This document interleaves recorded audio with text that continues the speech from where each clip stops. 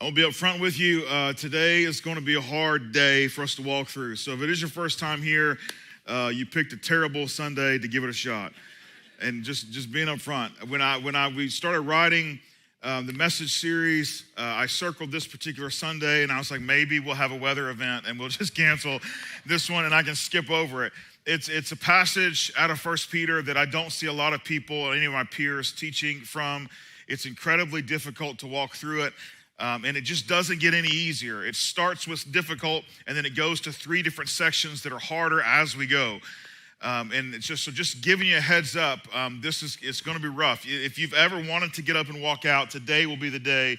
I would encourage you to try and stay through the end, or maybe everyone leaves at the same time because of, just people follow the crowd kind of thing. So just giving you a heads up. Before we get there, though, as I'm begging for your mercy and forgiveness, because we're supposed to be mercy people or something like that, someone said it. As I beg for that, I just want to remind you why we are where we are. So there's a Barna poll that came out about 2 years ago, and it simply asked a bunch of people all over across the country, what do you think about church people? And people who self-identified as non-Christians, when asked the question, what are the words or phrases that come to mind when you think about church people, it was this: 44% of them said they are known for the things they are against. 51% of them said they are, the word that comes to mind is judgmental.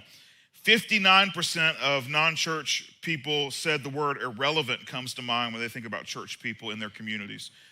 45% said hypocritical, and 38% said that Christians in their community are detached from real community issues. Now, the reason we have taken this poll and started to build a series around it, because we simply got information from that particular poll that says this is what non-Christians think about church people. And so we wanted to then ask the question, well, what does the Bible say that church people should be? Does the Bible support what non-Christians think about church people? Does the Bible say we should be known for the things we're against? That we should be judgmental, that we should be irrelevant, that we should be hypocritical, that we should be detached from real community issues?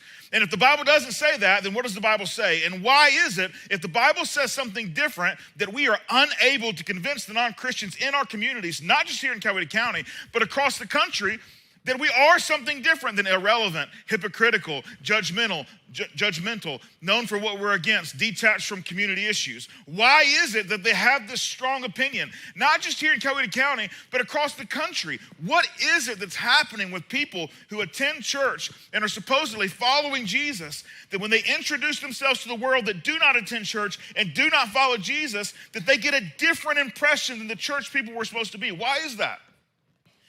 And we packaged that sentiment with the idea that in a few weeks, if you're a church person, we are going to celebrate something called Easter Sunday. And on that particular Sunday, all of those individuals that would say, I self-identify as not a church follower, not a church goer, not a follower of Jesus, they will come to church. They're going to come to church. And so we get an opportunity to show them something different than what they have filled out in their survey. And so would we be ready for it? Would we actually have done some work and study on ourselves to say, hey, if I only get a shot or two, then maybe you might see church people in a different light because of the work I do in me as I prepare for a weekend to be around people that typically wouldn't find themselves in or near a church. And so that's what Easter weekend will be. On Friday evening, we will celebrate Good Friday in the square, where we put on a gathering and we start a series that will actually end up post-Easter called The Biggest Church Lie, where we will walk through moments and ongoing issues that the church continues to not tell the truth about. And we start on Good Friday in the square as we remember the cross. And we will simply use Jesus' own words to dispute the biggest church lie. At least that's how we're going to get started. And so if you have people in your life that are disconnected from faith, that would not accept a Sunday morning invitation to a church gathering, maybe they'll eat dinner with you on the square and listen to the part 1 of The Biggest Church Lie that Friday night. And then Sunday morning, we will not be here. We'll be off campus because we can't fit everyone here for Easter. We'll be at Noonan High School, both 9 and 11. I'll give you some more details about that in a little bit. Either way, we are going to have people that would have filled out the survey this way, giving church people a shot. Will we be ready? And us being ready is not having the lights perfect. It's not having the band perfect. It's not having kids check in perfect. It's not having parking perfect. It's not having any of that perfect.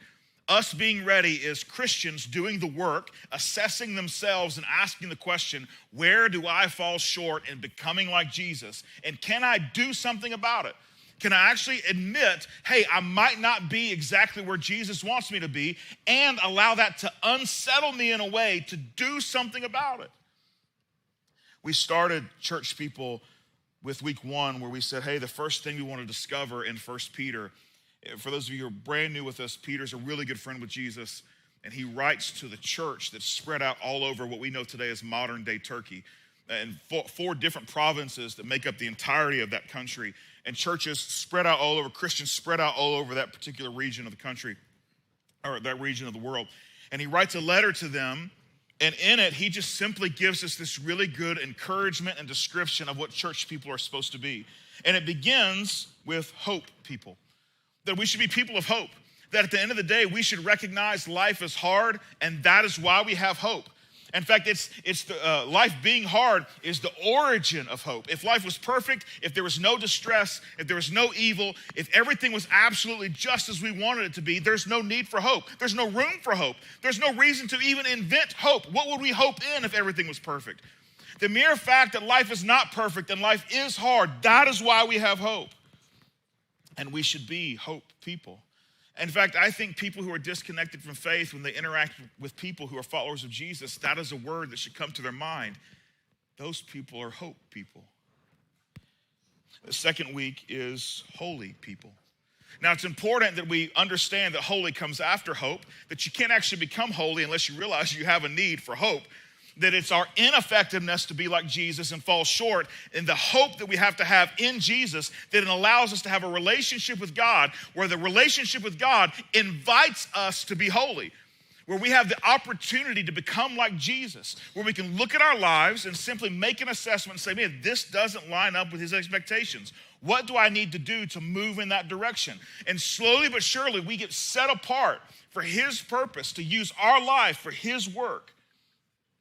A lot of times the church likes to skip over hope and go right to holy, and we become holier than thou or very self-righteous. And the truth is, if people see holiness without hope, a lot of times that's what causes people who are disconnected from faith to say you're just judgmental people, or you're hypocritical people, you church people. But the reality is if they see holiness that has a foundation of hope, then they can realize, oh no, our holiness has nothing to do with us or us performing, has everything to do with the fact that Jesus did something for me that I cannot do for myself or no one else can do for myself. And he is my hope. He's given me an invitation to follow him. And then holy is sandwiched by hope and mercy, that we should be mercy people. Mercy is simply not receiving something we do deserve. And ultimately, we have an incredible picture of that when Jesus gives his life for us on the cross, and he takes what we do deserve so that we do not receive what we ought to deserve. So that is the table set for today's really difficult discussion. So let's jump in. 1 Peter 2, 11 and 12. Dear friends, I urge you as foreigners and exiles to abstain from sinful desires which wage war against your soul. Live such good lives among the pagans that though they accuse you of doing wrong, they may see your good deeds and glorify God on the day he visits us. Now you might say, hey, man, that's not that hard. That makes sense. Be good people, right? Now this is setting you up for the hard part. Okay, we haven't really gotten to the hard part yet. This is not easy, but compared to what I'm about to tell you, it's a lot easier, right? He just says, hey, he's given you a mindset. The first thing he says is, I urge you as foreigners and exiles. Now here's the deal. The people he was talking to, they did not move to these pieces and parts of modern day Turkey. They grew up there. That's where they were born. If you had asked any of them, is this your home? They would say, yes, this is my home. Yet Peter is talking to them like that's not their home, which means Peter's not talking about their physical address in their current life. He's saying, as a Christian, this is not our home. We are not made for this world. We're not, this is not our eternal dwelling. That whole idea that there's something else for us in the afterlife, that's a legit thing. Everlasting life is a real thing. And he said, look, as foreigners and exiles, as people who live in a space that is not your home. Now that's crucial. If we can't get this part, you will be unsettled with what Peter's about to say. If you are stuck on, no. I love my life. I love this dream that I've created. I love pursuing what I pursue with my work. Like, this is perfect. I wish this could go on forever. If that's your mentality, if you are American dreaming it, which I get it, I'm all pursuing it myself. If that's where you're at, and you can't actually get your mind to shift to, as much as I've built for myself, this actually isn't my home. If you can't do that, everything he's about to say is going to be the most offensive and obnoxious thing that you've probably read in the Bible. He says, I urge you, as foreigners and exiles. That's the first thing. As they're reading this, they're like, I'm not a foreigner and exile. They're about to see exactly what it means to be a foreigner and exile. This mentality that this is not my space. He uses this imagery. He says, abstain from sinful desires which wage war against your soul. Now, this is important. For all of you who are veterans that are here among us, you know well what it means to have a mindset that's ready for someone who's waging war against you. And if you have any family members who's ever talked to someone who's been in the forward area for any period of time, then they will tell you the mindset of how they go about their day is completely different than when they're here at home. Here at home, it's like you wake up and you kind of figure, it never turns off. When they're in a forward area, it just never turns off. Like, it's always ready. It's like 24/7. Like, I'm sleeping, somebody else is awake, so they can wake me up quick. Like, it just doesn't turn off because they understand what war means. That if someone's waging war against me, it means we're not playing paintball. Like, they're trying to do damage to me.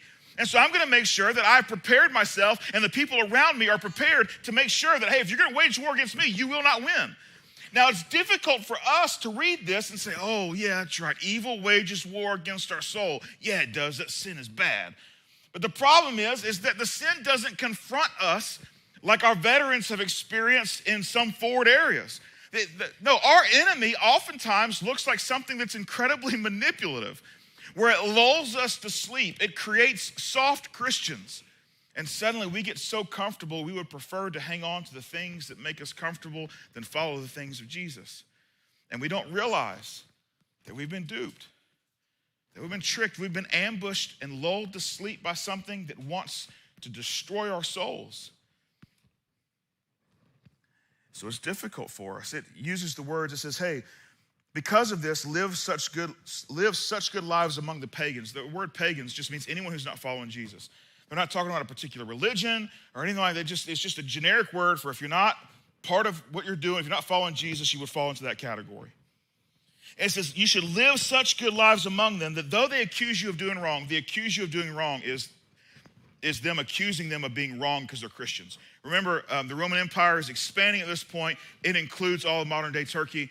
And so the people outside of Christianity would look at them and say, hey, this is all wrong. This monotheism, this whole idea, absolutely not. This is not what we're about.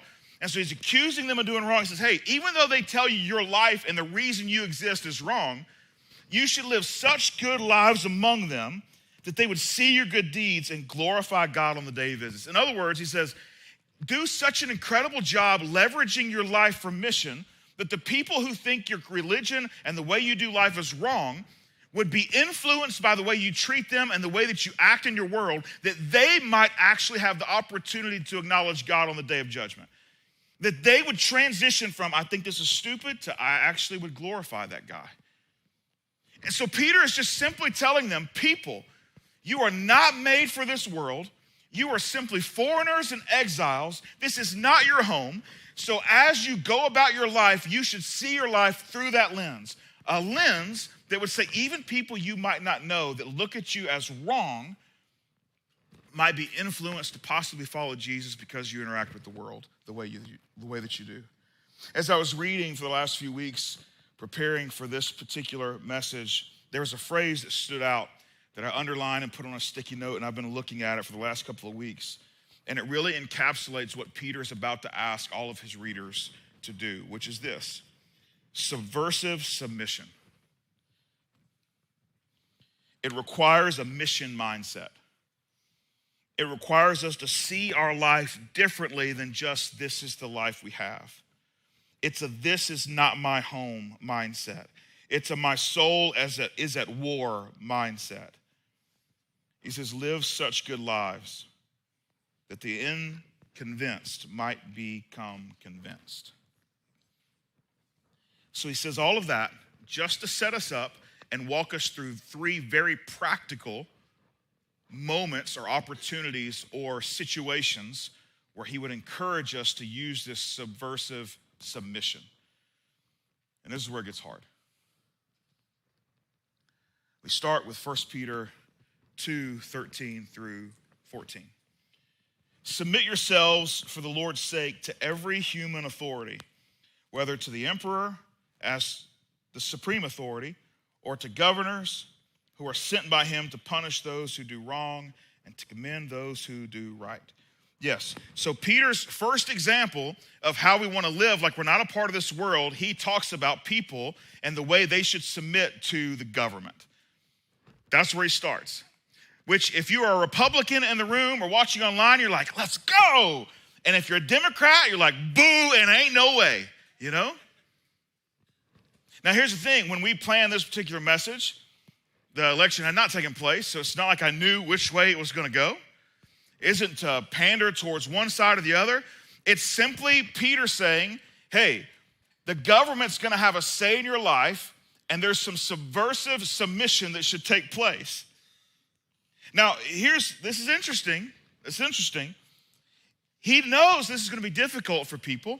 And so in verse 13, he says, submit yourselves for the Lord's sake. In other words, not for your sake, not for your community's sake, not for your family's sake. What I'm asking you to do is, he's saying, I'm asking you, it's a personal favor for me. Would you do this? Verse 15, for it is God's will that by doing good, you should silence the ignorant talk of foolish people. He's saying, look, as followers of Jesus, obviously the government that you're living in might not always align with what you think. And what I'm asking you not to do is just to be abstinent.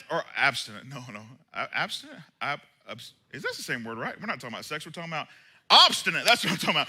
Not be, I was like, oh, what are we doing? If you're not married, you should be abstinent. It's not what Peter's talking about, though. He said, hey, when I ask you to be obstinate and just trouble, like don't give them something else to put onto the list of why Christians are dumb and not wanted in their communities. Now, let me give you some perspective. Because for those of you who absolutely hate government altogether, it's probably difficult. For those of you who would disagree with the current administration and policies and all those kind of things, obviously this is more difficult for anyone that would fall in that category than for those of you who might fall in the category that love what's happening right now, right? Let me tell you, anytime, like if in your mind you're starting to say, oh, but he doesn't know how bad we have it here. Or if the other guy won, he doesn't know how bad, let me straighten something out for you. He was talking to Christians who lived in the Roman Empire, and the Roman Empire could care less about Christians and their beliefs. In fact, in this particular time when this thing was being written, the persecution of Christians was going through the roof. It wasn't quite at its peak. It happens in 2 years from when this was written. But it's getting there. It's about to crescendo into, which I'll get into in a few minutes, into this bloodbath. But it is absolutely horrendous right now to be a Christian and to live in the Roman Empire. It just, like there's no relief from it. Everybody thinks that you are the worst thing that can happen. You are disrupting all the economic pieces because you're a monotheist and you're converting everyone else to monotheist. And one of the big trades in most cities is creating false gods. Anyone who did any metalwork or woodwork. In fact, there's a moment inside of the letters of Paul where there are shop owners that are getting angry and revolting because Paul's convincing people you don't need your idols anymore. And so it's killing the economy. And all of a sudden, these Christians that are popping up everywhere are changing. Let me tell you what Christianity was doing for women. They were giving them a voice in a culture that they had no voice in. They couldn't own property, they couldn't vote, they couldn't stand up for themselves, they couldn't inherit anything on their own. And all of a sudden, Christianity shows up and says, hey, according to God, there's no difference between a man and a woman, and women were flocking to Christianity because it was such a different voice. All of a sudden, they had worth and value in a society where they had no worth and value other than kids they could pop out. That was it. I'm telling you, imagine the worst that this could get here in the United States. It does not compare with what they're about to walk through in the next 24 months. It just doesn't.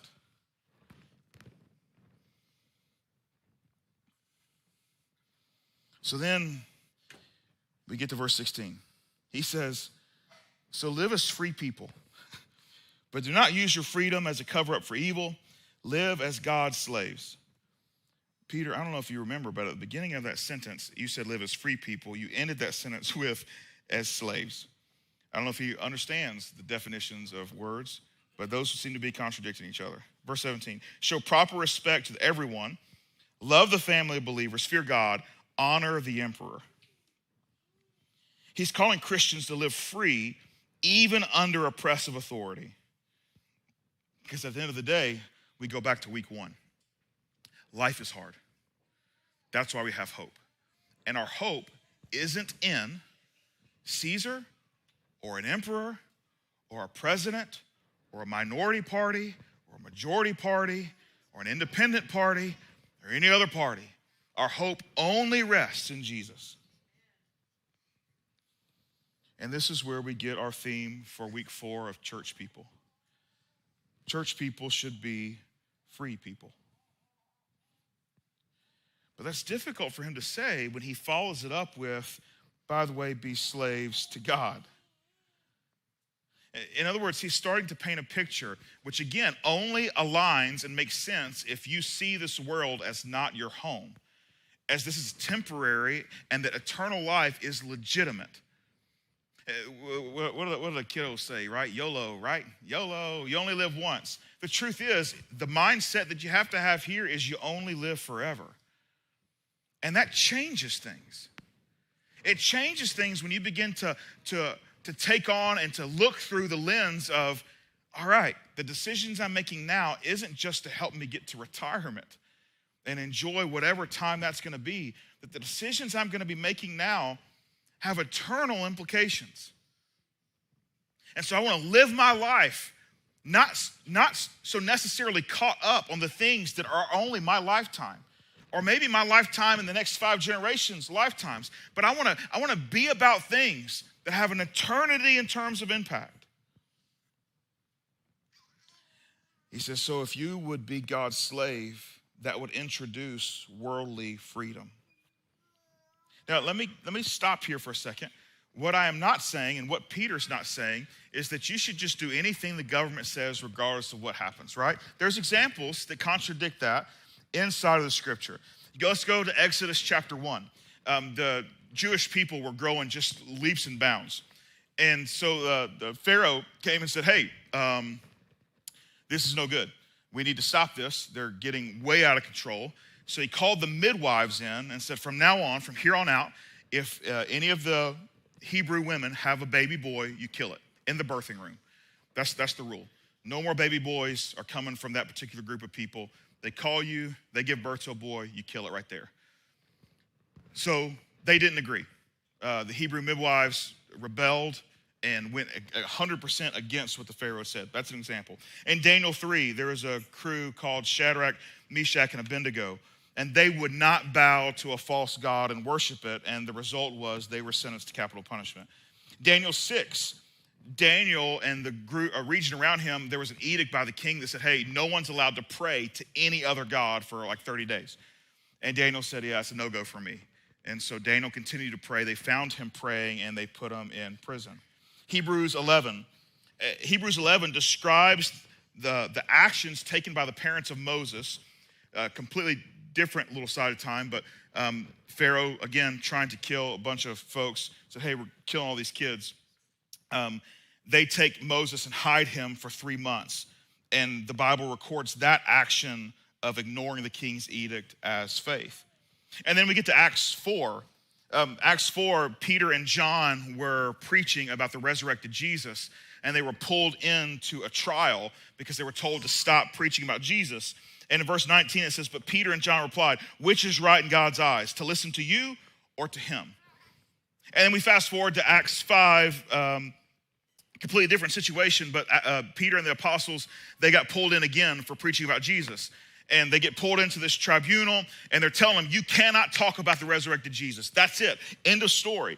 And this is the response in Acts 5:29. Peter and the other apostles replied, we must obey God rather than human beings. In other words, our submission should not contradict what God desires for us, but align with his mission for us. So he's not saying, hey, whoever's in charge of your government gets to decide what's right and wrong and morally straight and all those things. He said, look, I still decide that. But outside of those things, I'm asking you subversive submission to take place in your life so that you could leverage the normal everyday things as a way to convert people who are disconnected from faith. So that's the first group. It gets harder with the second group.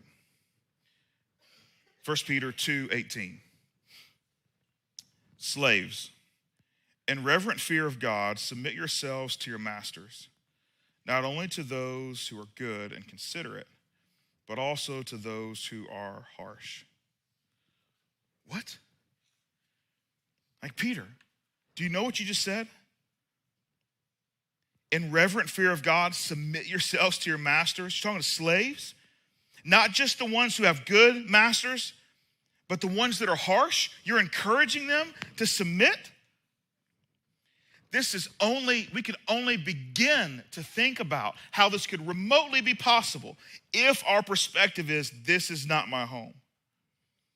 He keeps going, verse 19. For it is commendable if someone bears up under the pain of unjust suffering because they are conscious of God.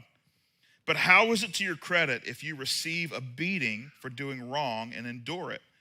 But if you suffer for doing good and you endure it, this is commendable before God. I just don't know why we want to encourage anyone to suffer for doing good and endure it. Like, I don't know why that would be something Peter's interested in encouraging. He follows it up in verse 23 in verse 21 with an example. He says, to this you were called, because Christ suffered for you, leaving you an example that you should follow in his steps. He's saying, when you suffer for doing good, even as a slave, that you're beginning to be a little bit more like Jesus. And then, just in case it was difficult for us to understand, he lays it out. He says, when they hurled insults at him, he did not retaliate. When he suffered, he made no threats. Instead, he entrusted himself to him who judges justly. He himself bore our sins in his body on the cross so that we might die to sins and live for righteousness. By his wounds, you have been healed. So he says, hey, for those of you who are stuck in an unjust way in life, for those of you who are currently slaves that read this letter, he's not saying slavery is good. He's simply talking to a group of people that have no choice. At this point, there is no underground railroad in modern-day Turkey, or ancient, what we know as modern-day Turkey. There's none of that. There's no options for this particular group of people that are enslaved. And so he's simply writing to them and saying, look, as followers of Jesus, I want you to know God sees you. And I also want you to know that God is looking at what you're walking through similar to what Jesus walked through himself. He was insulted. He didn't retaliate. He suffered. He didn't threaten. He entrusted himself to the Father. And by his wounds, you've been healed. We get the embodiment of this passage in so many slave stories from our own country's history. We had an opportunity while we were in D.C. a couple years ago to go and visit the National Museum for African American History. And it was just breathtaking to look and walk through so many stories and lives.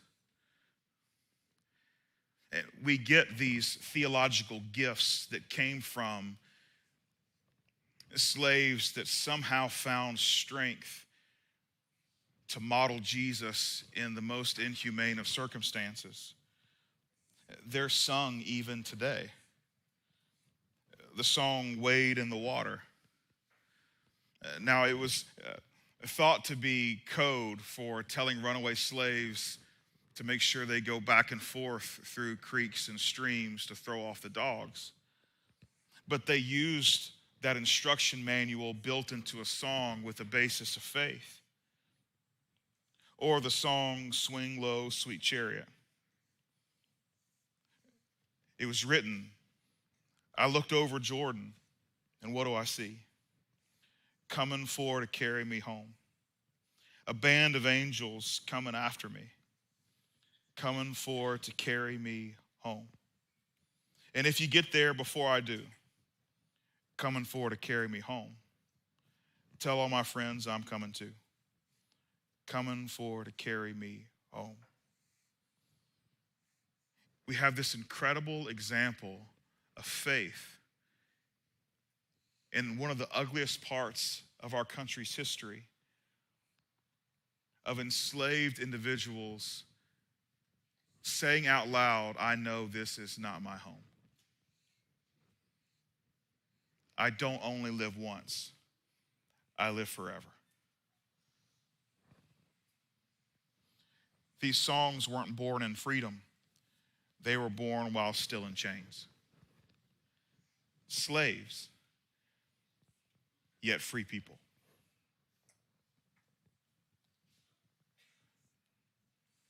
And then we get to the third group.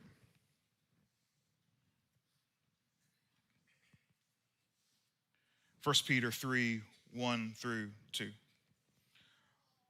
Wives. I know. Yep. Here we go. Wives, in the same way, submit yourselves to your own husbands, so that if any of them do not believe the word, they may be won over without words by the behavior of their wives, when they see the purity and reverence of your lives.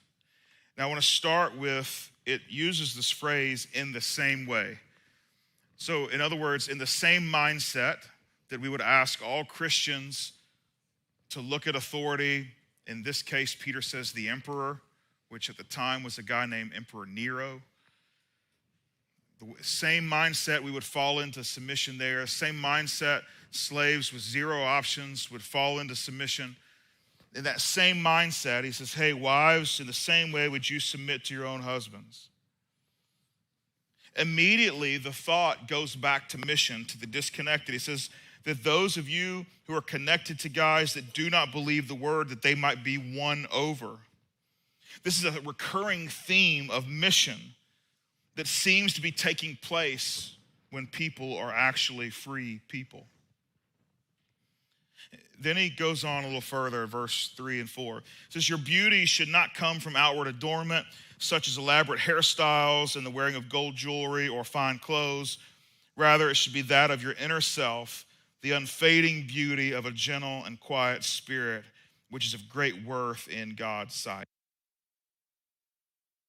A lot of people throughout the years, especially in church world, will use this passage to tell women that they shouldn't wear jewelry or do their hair in some kind of fancy way or wear fancy clothes. Unfortunately, we lose a little bit of the translation. We look at the original language. That last little adjective that describes clothes isn't in the original Greek language.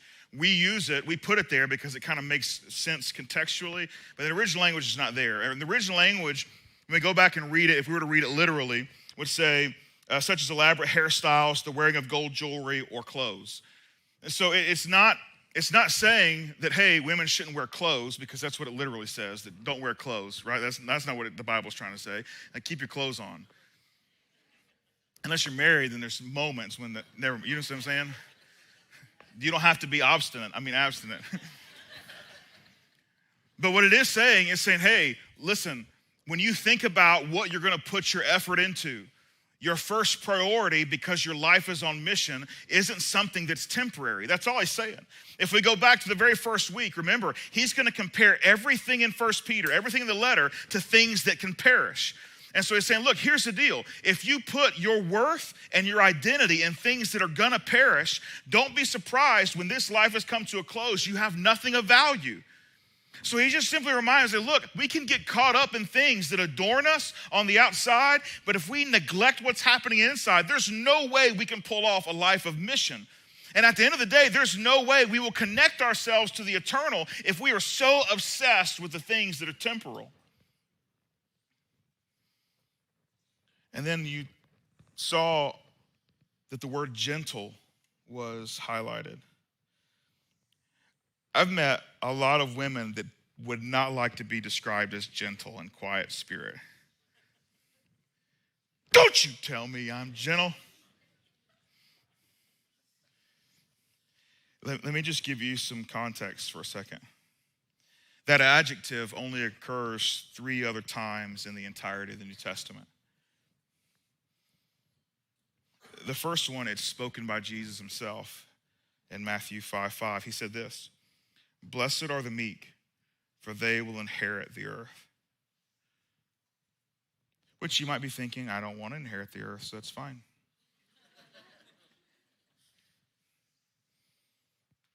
The second time it's mentioned, Jesus is talking again, and he uses the word to describe himself. He said, "Take my yoke upon you and learn from me, for I am gentle and humble in heart, and you will find rest for your souls." You see, the thing is that word gentle only describes 2 people in the entirety of the New Testament, Jesus and Christian wives. I think that's a pretty special connection. And if you see the way Jesus uses it in Matthew 11:29, he says, "Take my yoke upon you, learn from me." In other words, whatever this gentleness is that he models in his life, he says, it's not one that has nothing to offer. It's something that has something. It's something that everyone can take something from.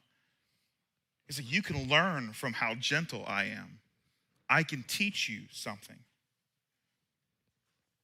And ultimately, somehow that gentleness leads to rest for the people that would embrace that particular word in their wife. The third time it's used is again describing Jesus. This time, not in a humble spirit, but at the triumphal entry. Matthew 21:5, "Say to daughter Zion, see your king comes to you, gentle and riding on a donkey and on a colt, the foal of a donkey." It's the moment that Jesus rides into Jerusalem. Ultimately, he'll be crucified, but at that time, it was a huge parade and a celebration. No one knew crucifixion was coming but Jesus.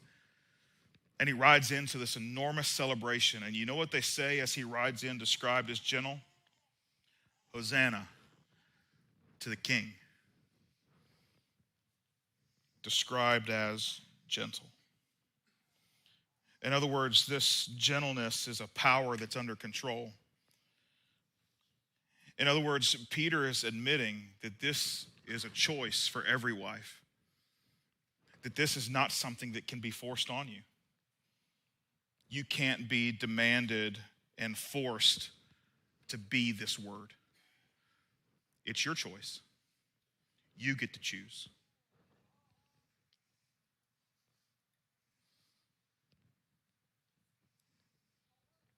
He doesn't let the husbands off the hook in this group of 3. Chapter 3, verse 7 says, "Husbands, in the same way, be considerate as you live with your wives, and treat them with respect as the weaker partner, and as heirs with you of the gracious gift of life, so that nothing will hinder your prayers." That's when he stops talking to husbands, which feels like, though he didn't let them off the hook, his one thing is, be considerate as you live with your wives. So the women have to be gentle and quiet, and the husbands just have to be considerate. Good luck. No, it actually if we read all of it, it's more than that. It does make something that I think is hard for us to kind of sit with. It says, treat them with respect as the weaker partner. The biblical narrative, just from beginning to end, simply makes a couple of factual statements that there are distinct differences between men and women. And ultimately, it just states the reality that, which I would imagine, obviously there are some exceptions to this, but in 99% of marriage relationships, the truth is, whether we want to admit it or not, if the husband wanted to be physically violent towards the wife, there's probably nothing she could do about it. That just God has made them, women in particular, not as strong as men. And that's just the way that just lays it out. And so it's just letting them know, yes, you could try and force your wife to be this way, but that ultimately it's her decision and her choice, and that's not the way we want to get this done. I love that he slides us in there at the end and just simply says, I'm going to tell you this, husbands, and it says at the end, so that nothing will hinder your prayers. That's like a little veiled threat. It's like, hey, you need to get this right, or there's a good chance. You pray a lot, dude. God might not be listening, okay? Like, oh, give me this job. I wish I could play golf more. And God's like, take care of your wife first, broski. I think it makes sense if we think through the idea of life on mission. And if we make a decision to hitch our life to someone else, the Bible says the two become one. And so all of a sudden we have united our mission with someone else's mission. And so if all of a sudden we have this desire to go off mission and we're not honoring the mission of the person that we're connected to at the same time, then God's saying, look, you've got to get mission right first. All of the other things that you're worried about, none of them are as important as mission first. The mindset of what are you doing here? Why do you exist? Why do you have the life that you have? Why do you have the things? Why do you have the opportunities that you have? Are any of those things filtering through the idea of you have a reason and a purpose you exist? And while you have very unique individual circumstances for how you want to achieve that mission, at the end of the day, the reality is all of us have the same mission. Every single one of us. And it's not you only live once, it's we only live forever. And so let's leverage whatever opportunities we have in this side of heaven to extend and go beyond the other side of heaven. Now, what this doesn't say, and what this doesn't endorse, is any woman to stay in a relationship where someone's hitting you or abusing you. It doesn't say that. God's not going to be upset or angry when you make a healthy decision for yourself to leave that. Peter's talking to three groups of people at this point that do not have choices or options. It's the Roman Empire. The Christians have no ability to overthrow the Roman Empire. Though the Jews wanted to so bad, they were going to fail. They failed numerous times. Nothing they can do. Slaves, there's no underground railroad. There is none of that happening. They are stuck where they're at. There's nothing happening. There's zero rights. There's not even an abolitionist movement. Nothing. They're stuck where they're at. First century women are stuck where they're at. They could leave their husbands, but they would be dead.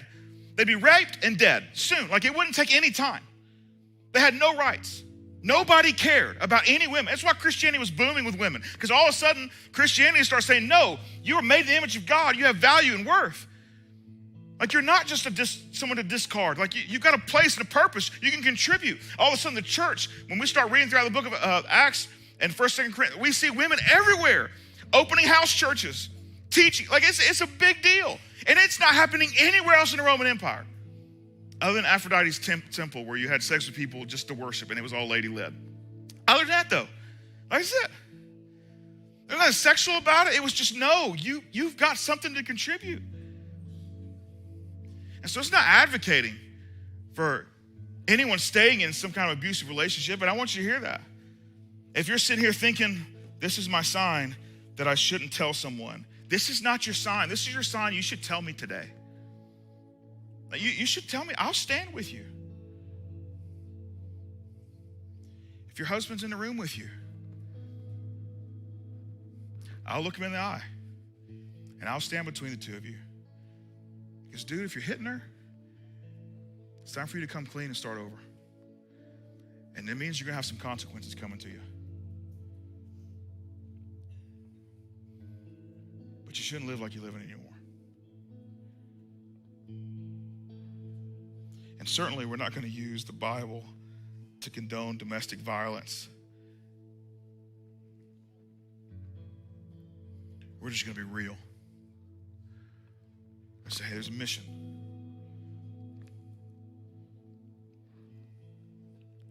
Peter's writing to people who don't have power.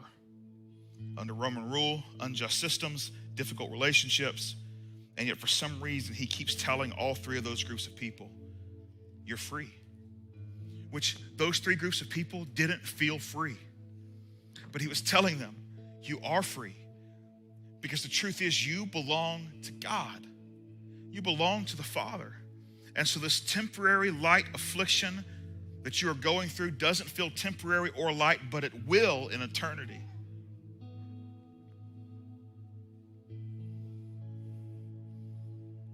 Peter is writing to a group of Christians that are going through persecution already. But within a couple of years of him writing this letter, there were still some churches that were just getting it. 64 AD, in history books, there is a fire that breaks out in Rome. It's called the Great Fire. 14 of 16 districts were burned to the ground. Temples, homes, marketplaces, public buildings reduced to ash. Thousands and thousands of people were left homeless. Nero was the emperor,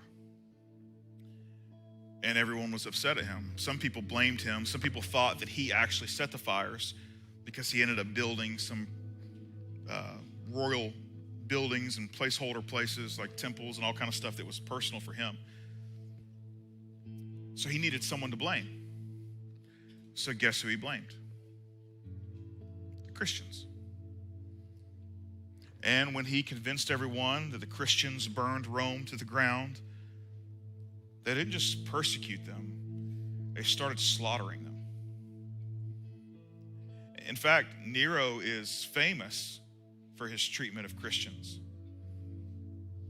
There's people outside of the Bible, non-Christians, that talk about Nero's use of Christians as torches and lanterns at his dinner parties in his backyard. Well, he would go and track them down, put them in prison, take them out of prison, impale them, cover them with oil, and light them on fire so that he would have light for his guests in his backyard. This is the guy that Peter said, unless he contradicts God himself, we should live in submission to him. And maybe it's easy because Peter didn't live in Rome when he's writing this. Peter wasn't in modern day Turkey. Truth is, Peter ends up in Rome. And guess who executes Peter? Nero. Peter is crucified. Not because Peter did anything wrong, but because Peter was a Christian. And so when Christians get to read Peter's writing, we get to read it with full hindsight is 2020 insight. That somehow the Holy Spirit working in Peter inspired him to write these words. This idea of subversive submission. A life completely sold out to the mission of God. The truth is, free people, we're not free when we have power. We're free when we don't have to prove who we are. We're not free when everyone else agrees with us. We're free when we can stay steady even when they don't. We're not free when we get revenge. We're free when we're insulted and our integrity defends itself without us having to say a word. We're not free when the world is fair and just. We're free when the world is unjust and we still choose to live with honor and purpose. Peter's not calling the church to be weak and to weak submission.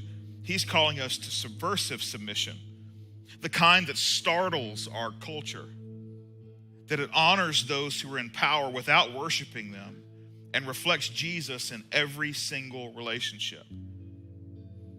This is the kind of freedom that sings while they're in chains.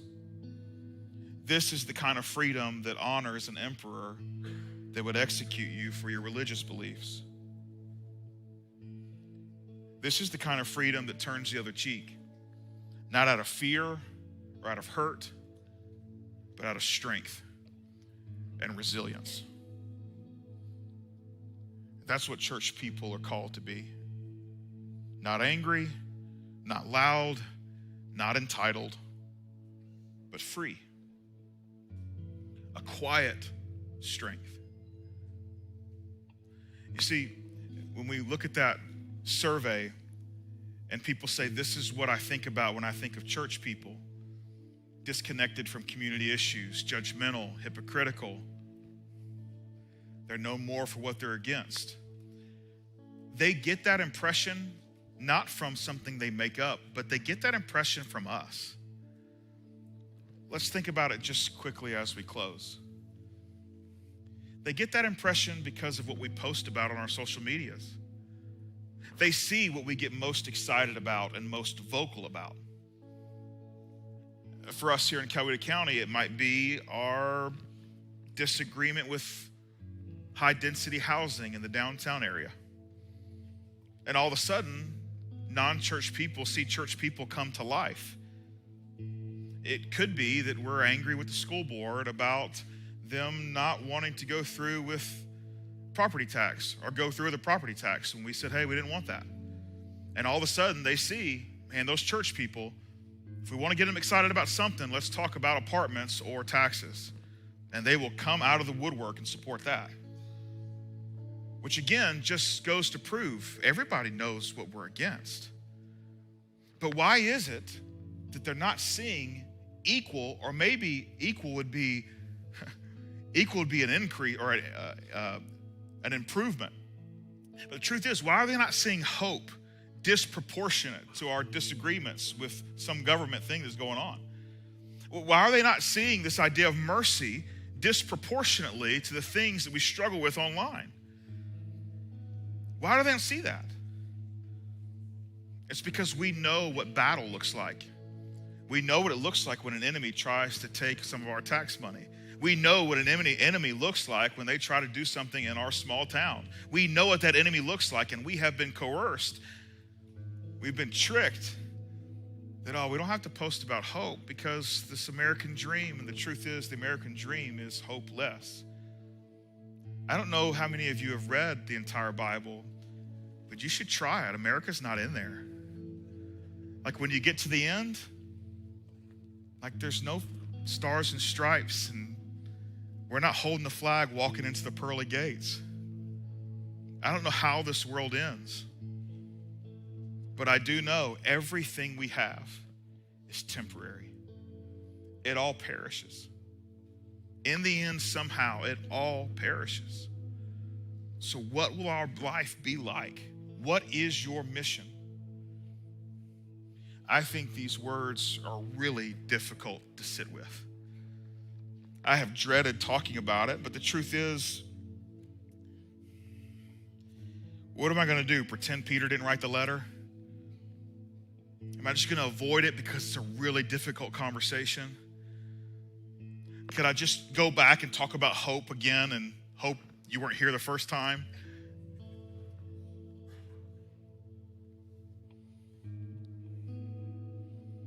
You see, the freedom that Peter calls us to looks a little different than the freedom we experience here in this country.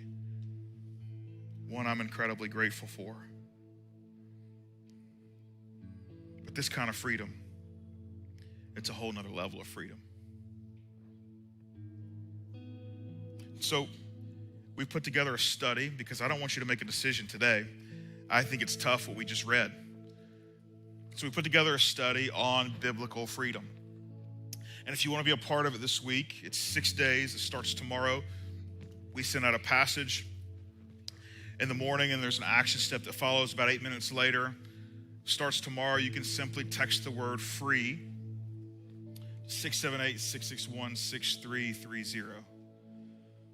I would encourage you to walk through this study on biblical freedom this week and allow it to wrestle with the way that your mind works and the way that you see your current set of circumstances. I think it's worth us exploring biblical freedom more than just you listening to me for 45 minutes. I'll close with this. I spent a lot of time the last couple of weeks trying to think what it must feel like for any woman that's sitting here listening to a man talk about how they should submit to their husband. And I've asked the question. I asked ChatGPT, teach me how a woman thinks.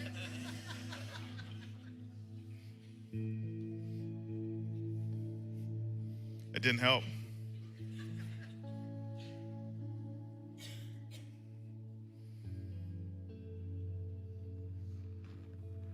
But I want you to hear this. For those of you women who are here by yourself today,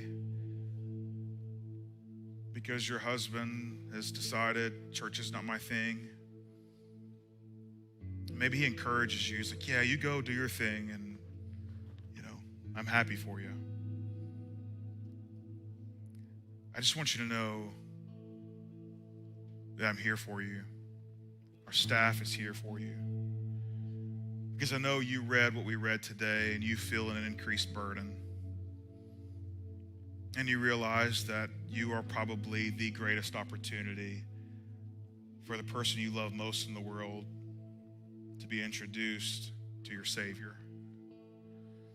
And I would imagine that probably has increased the weight, just me reading it out loud. But I also want you to know that when we think through what we do here at Foundation, we first think through the lens of your husband who's at home. And my encouragement to you is to keep fighting the fight.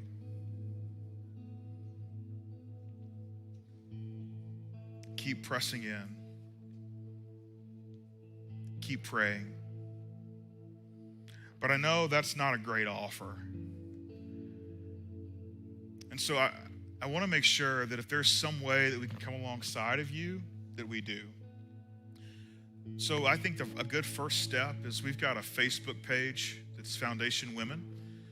And so you might just need, hey, it would be helpful if I just had a couple other women that I could just ask to also pray for my husband.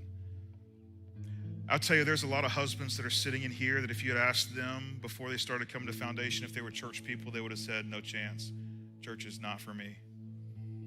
And so there's a lot of women here that have been where you're at and will be willing to sit with you where you are now. And I don't know of any other way that I could be supportive, but I would love to give it a shot. So if all of a sudden something comes to you like, hey, do you have this resource or any thoughts on this? I don't know. I just want you to know you're not alone. And that I admire that you show up time after time by yourself or just you and the kids. If I don't know your husband's name, I'd love to know it. I'd love to pray for him this week.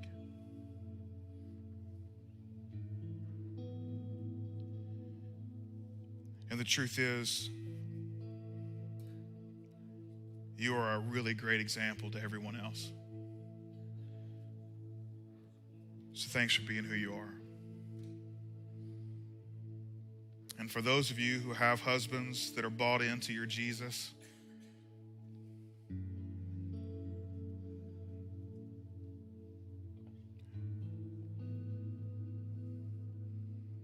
you probably know how good you got it. Fellas,